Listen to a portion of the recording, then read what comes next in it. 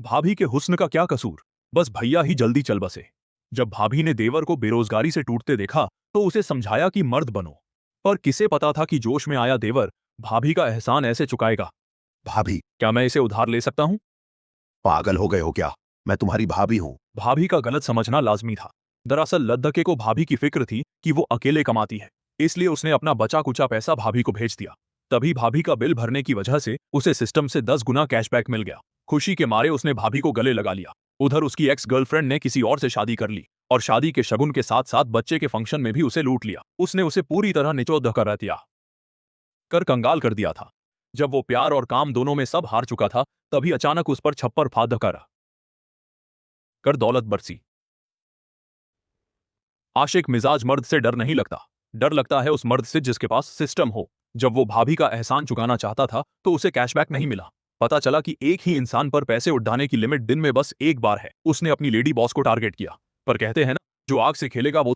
वह मालकिन के पैरों में गिरने ही वाला था। देखा कि वो अब भी हसीन है और उसे अपना सामान मिल गया तो लड़के ने रौब में 1,000 रुपए दे मारे। पर पता नहीं था कि इससे एक बड़ी गलतफहमी पैदा हो जाएगी। ओह, मैं समझ गया। तुम कुछ कहना चाहते हो क्या? कमाल है। लड़के ने झट से सफाई दी कि अगर मालकिन इतनी दयालु न होती तो वो भूखा मर जाता। तभी मालकिन का उस पर प्यार उमड़ आया और सिस्टम ने 100 गुना कैशबैक दे दिया। पर मालकिन के प्रस्ताव के बावजूद सिस्टम की मजबूरी में उसे अगले शिकार की ओर बढ़ना पड़ा। अपने उस दोस्त का एहसान चुकाने के लिए जिसने उसकी मदद की थी, उसने भाभी को अपना अगला लक्ष्य चुना। उसने भाभी को ताकीद की कि ये राज ही रहे। पर अनजाने में भेजी गई होटल की लोकेशन से दोस्त को लगा कि अब उसकी बीवी उस लड़के की हो गई है। कम से कम मेरी बीवी को सुनने दो। होटल बुलाने का मतलब है कि वो तुम्हें कमरे में ले जाएगा। ऐसा नहीं है, ऐसा नहीं। तो तेज मिजाज भाभी पति को उसकी असलियत दिखाने के लिए अकेले ही उस खतरनाक मुलाकात के लिए निकल पड़ी। मिलते ही उसे खूब खरी खोटी सुनाई कि वो कितना लालची है, जब तक कि लड़के की नजर पास के एक बोर्ड पर नहीं पड़ी।